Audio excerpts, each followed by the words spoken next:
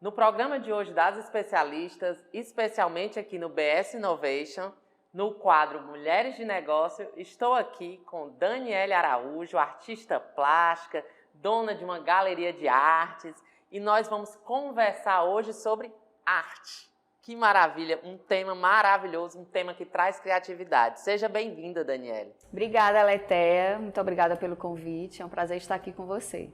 E aí, assim, aquela pergunta que não quer calar. Como a arte surgiu na sua vida? Desde pequena, minha mãe sempre gostou de colecionar obras de arte, né? Então, assim, ela garimpava, ia em museus, em antiquários. Ela adorava colecionar tapete-peças, porcelanas antigas. E minha mãe sempre vendeu, trabalhou com isso, né? E eu era a filha preferida. Nós somos 3 irmãs, as minhas outras irmãs não se interessavam muito. E eu estava sempre ali com ela, acompanhando e participando de leilões de obras de arte, onde ela fazia as aquisições. E aí eu fui crescendo nesse meio, né? Fui criando, né, aquela admiração.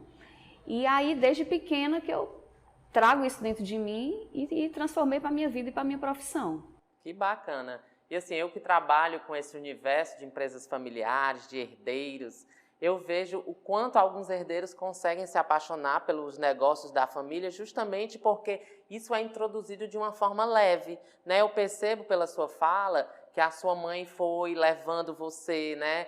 Foi fazendo você acompanhar, entender um pouco de arte. E é como você disse, você tem mais irmãs e elas nem se interessaram. Então é bom quando você tem uma herdeira que se interessa pelo seu negócio. E aí, a partir daí, você proporciona a ela acompanhar tudo isso. Então, assim, a gente vê pela sua fala que a sua mãe proporcionou você acompanhar. E aí, mesmo com esse acompanhamento, isso te levou para algum estudo, alguma área? Como foi? Porque com o tempo você deve ter percebido que precisava conhecer mais profundamente. Sim. E aí, assim, como é que foi essa tua entrada, né, na faculdade, nos cursos, né, de obras voltadas para esse segmento? Certo. Eu me formei em administração de empresas, né? Eu terminei também um curso de design de interiores, mas assim, sempre com aquela vontade de pintar, de trabalhar com decoração, com as obras de arte. Então, assim, eu montei um ateliê muito cedo, desde os meus 15 anos que eu tenho meu ateliê próprio. E, assim, já fiz algumas exposições fora, né, no exterior. Já fiz exposição na Suíça, já fiz 3 exposições em Portugal. E, assim, então, a partir desse momento que as pessoas começaram a se agradar dos meus quadros, né, da minha arte, eu participei de vários salões, né? Fiz alguns cursos de fora, não em Belo Horizonte, São Paulo, alguns artistas que minha mãe representavam, que eu admirava muito a arte deles. Eu pude ter o acompanhamento deles, fazendo, né? Eu tenho um crescimento, né? Então, toda essa curadoria que eles fizeram, né? Assim, é muito bom você se aproximar de algum mentor que você tem ou tem admiração, e você teve essa oportunidade, né? Exatamente. Como a minha mãe representava vários artistas, teve um momento que ela deixou isso por minha conta. Então, assim, ela parou de adquirir as obras e eu que fazia as escolhas dos quadros. E a partir desse momento eu ia tirando do artista tudo que eu podia, né? E assim eu fui aprendendo dessa maneira, né? Na prática mesmo, tirando o que eu gostava de cada estilo, identifiquei o estilo que eu gostava mais, e aí eu pude me aprofundar mais naquele trabalho, e foi muito bacana, porque eu continuo representando esses artistas, né, e virei artista também. Olha que legal. E assim, do hall desses artistas, né, quem mais você poderia citar que te influenciou, né, o estilo? O que é que você, nas suas obras hoje, qual é o estilo que você usa para as pessoas entenderem, né, qual é esse estilo e como é que você foi influenciada a chegar nesse estilo? Sim, como eu, assim, minha mãe foi marchando durante muitos anos do Aldemir Martins, né? Então, o Aldemir, desde pequenininho, eu chegava no ateliê dele e ele sempre tinha ali uma tela, ele separava umas tintas para mim. E assim, apesar o estilo do Aldemir é um estilo bem... Ele pinta vários estilos, figurativos, chegou até a pintar abstratos também. Mas assim, eu me identifiquei muito com as cores que ele trabalhava, cores muito fortes, né? Então assim, no começo dos meus quadros, quando eu comecei a pintar, eu tinha um estilo bem com as cores bem fortes, né? Hoje eu já estou numa coisa mais monocromática. Mas assim, eu me identifiquei muito com Aldemir Martins, com alguns artistas também, com Angélica Coelho, Jussara Costas, que na época eram os artistas que eu mais admirava. E assim, quando você entra nesse mundo da arte, você, como você fez a administração, você começa também a ter outras áreas que você tem que dialogar, como arquitetos, né? Eu acho que você deve dialogar muito com arquitetos, até na escolha para cada ambiente, né? Eu já tive a oportunidade de te acompanhar, né, em um ambiente desse, onde você estava lá discutindo com a arquiteta, conversando com ela, né, trocando ideias. Como é esse teu diálogo com os arquitetos, né? Como é você conversar e entrar nessa área também, né, da ambientação, né? Você sugere, dá sugestões, recomendações, como eles veem isso? Fala um pouco dessa relação com os arquitetos. Pronto. A minha relação com os arquitetos é de muita confiança, né? Até porque eles confiam demais, né, nas minhas escolhas. Geralmente eles me mandam o projeto antes, perguntam: Dani, o que você acha que fica legal? Primeiro ele me passa o potencial do cliente, né? Se é um cliente que quer uma obra de arte, né, mais específica, ou se é um cliente que quer só fazer uma decoração mais básica. Então, assim, dentro do que ele me passa do cliente, dentro do estilo do projeto, né, do conceito do projeto, eu consigo especificar as obras adequadas para cada projeto.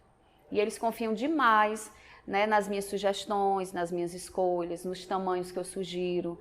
Então, é uma parceria bem bacana. E aí eu vejo que você recebe lá na sua galeria, né? Muitos vão lá também ver o que é que você tem no seu acervo. Mas esse acervo, ele também está disponível em redes sociais? Como é que você tem acesso ao acervo que você tem hoje? Pronto, nós temos eu tenho um acervo muito grande na loja, né? Eu trabalho tanto com obra de arte, como eu trabalho também com quadros mais decorativos, né? Então, assim, a gente tem um Instagram, né? Que lá no Instagram... É um Instagram da galeria. Da galeria, Lá eu tenho, né? Geralmente tem as obras disponíveis, né? Não consigo colocar tudo, porque o acervo é muito grande. Imagino, porque eu fui lá e fiquei encantada com a quantidade de obra que você consegue ter. São 2 andares de loja, né? Mas eu procuro botar no Instagram as lojas que as peças, as obras que se destacam mais, né?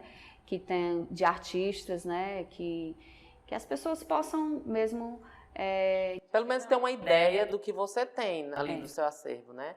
Assim, colocar uma de um artista, de outro, porque tem estilos diferentes, a gente sabe que o público também tem estilos diferentes.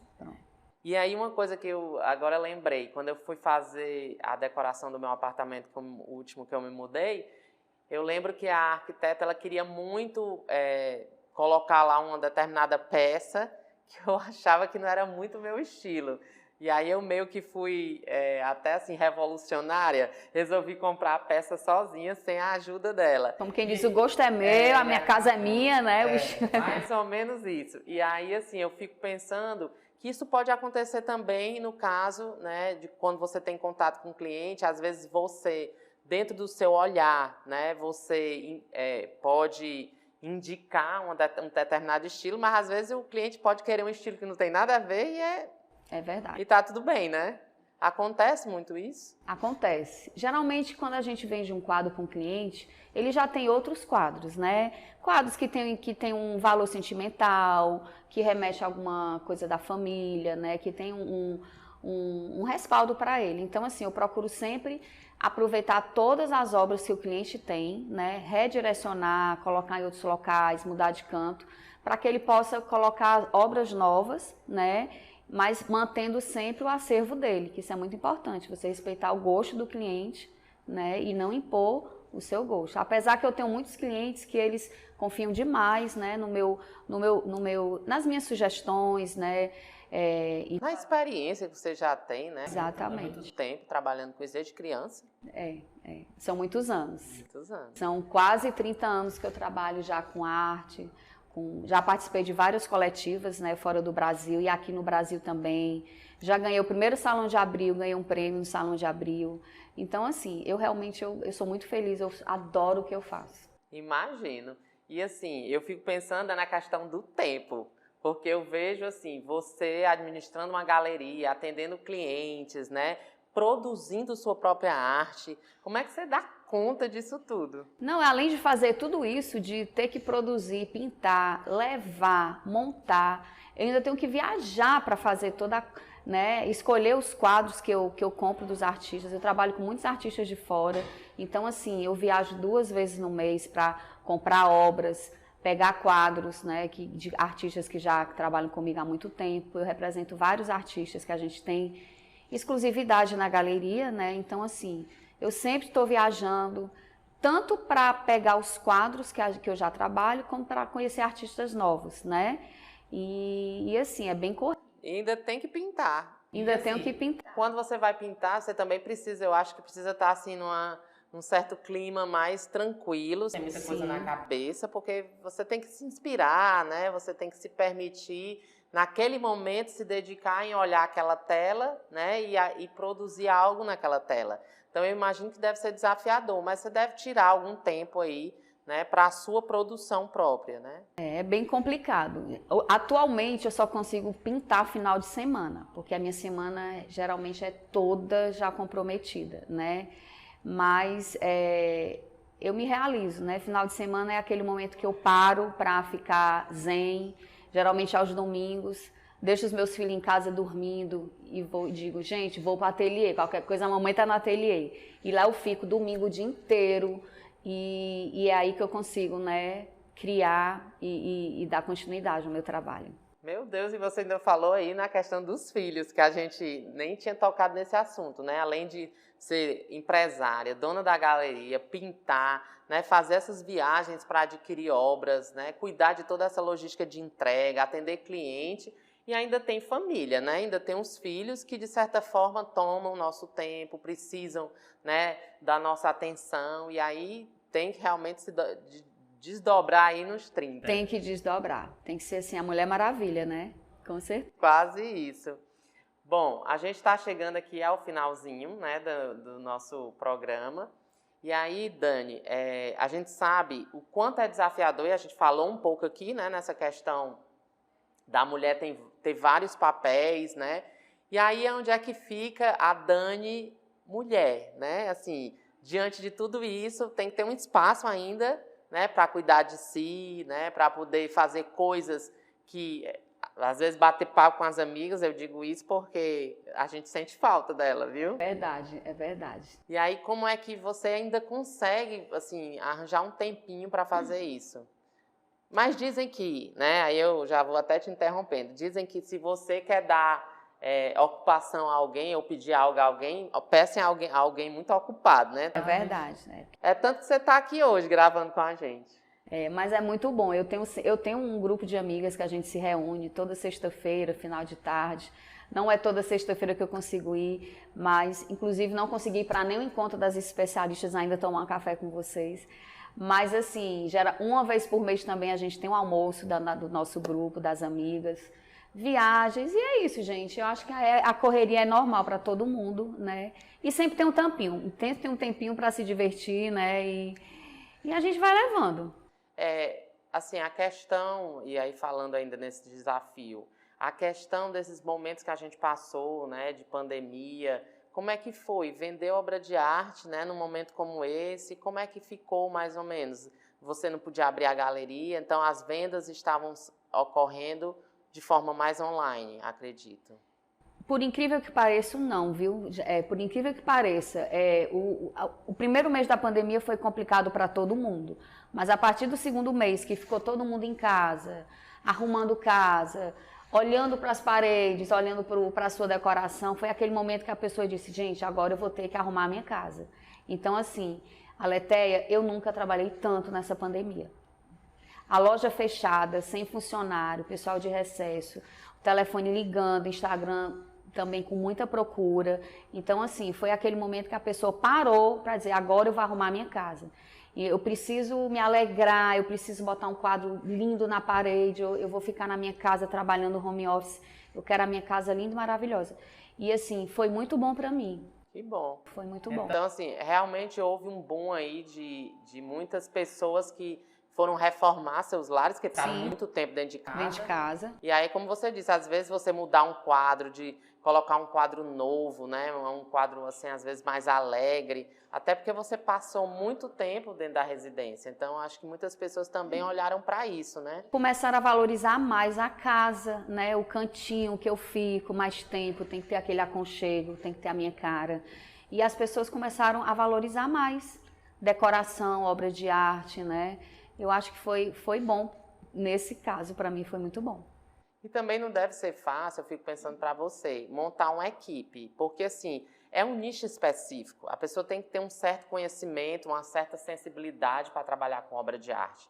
Eu acho que não deve ser fácil para você ter pessoas no seu staff, né, para poder conseguir dar a mesma qualidade que você própria dá no atendimento do seu cliente. E aí, como é que você faz com a sua equipe? Você treina, né? Você traz alguém mais próximo desse mundo da arquitetura, do design? Como é que você faz para ter uma equipe que te dê realmente um suporte? Pois é, eu no momento a minha equipe é muito pequena, até porque os clientes fazem questão da minha presença. Então, assim, é muito complicado para mim, quando eu mando alguém no meu lugar, então o cliente sempre fica aquele negócio, por que a Dani não veio? Eu confio demais no gosto dela. Então, assim, eu não sei que eu não consigo estar em todos os lugares ao mesmo tempo. Mas, assim, eu preciso de uma pessoa, assim, que consiga fazer o que eu faço. Eu ainda não consegui encontrar ainda uma pessoa, né, que consiga atender os meus clientes do jeito que eu acho que tem que ser. Mas eu faço o que eu posso e eu sempre procuro estar na casa do cliente. O arquiteto faz questão da minha presença, ele se sente mais seguro comigo. Alguns arquitetos, né, outros não. Os arquitetos daqui também são maravilhosos, eles valorizam muito a obra de arte, né? Tem muitos arquitetos aqui em Fortaleza que realmente entendem, né? E assim, eles preferem que eu vá, né? Que eu passe aquela segurança para o cliente, que eu esteja no local na hora de colocar o quadro na parede, para ver a iluminação, a altura. Então, assim, eu faço questão de ir, sabe? Então, eu procuro sempre marcar horários que eu possa atender, né, a todos os clientes para que todos possam ficar satisfeitos. E é um trabalho, assim, extremamente personalíssimo, né, como você fala. Então, é também desafiador quando você trabalha com um produto onde esse produto exige de ti, né, essa presença, porque essa tua presença passa segurança. Né? Então, assim, Dani, quero te agradecer muito a tua presença aqui. Eu acho que para quem gosta de obra de arte e mesmo para quem não gosta, né, eu tenho certeza que adquiriu muito conhecimento, porque a gente não falou só da questão das obras em si, mas a gente falou dessa posição de mulher, né, de fazer multitarefas, né, de mulher de negócio, que de repente tem que dar conta de muita coisa, mas que, como você fala, né, é uma coisa que você se sente tão bem, é uma coisa que está no seu sangue, né, que já vem no DNA da sua mãe, que você consegue fazer de uma forma tão leve que acaba dando tempo para fazer tudo. Com certeza. Pois, Dani, obrigada. Muito obrigada. E a gente encerra aqui mais um programa As Especialistas no tema Mulheres e Negócios. Agora, fique com a nossa pílula de conhecimento.